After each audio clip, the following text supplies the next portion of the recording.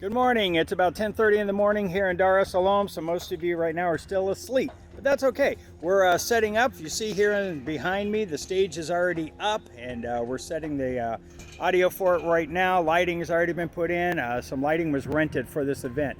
They told me there's going to be several thousand students at this event here tonight. Several thousand. I have no idea what that number really means, but we're getting excited. Alexia's here getting her first taste here in Africa. What do you think so far? It's amazing. I saw a monkey. I was really happy about that. But it's just so fun. We walk up to the kids. There were already kids here. They heard my name. So I'd walk over to like get a drink of water. They're like, oh, Miss Alexia, Miss Alexia, and it was so fun. Like they didn't really understand anything else I said, but they have my name down.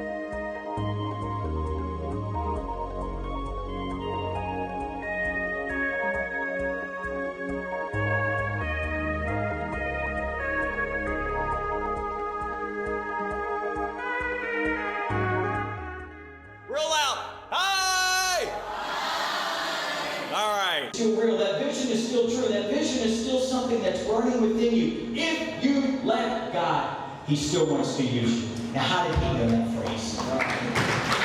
Two very confirming things to me, saying, okay, this is what's going on. So what has happened? You know what? God has sharpened my vision.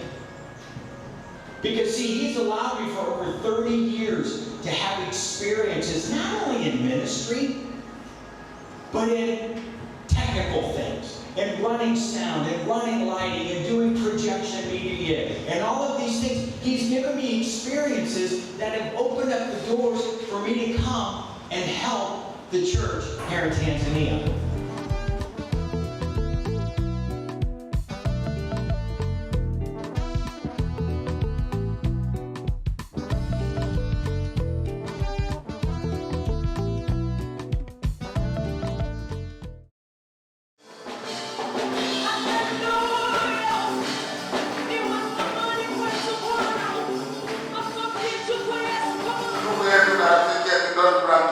Our brother and our friends.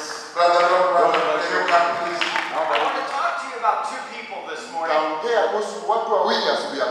that both had dreams, that both had a purpose. One had received a very specific dream from God, and the other had been given a promise by Jesus. The first call out to them.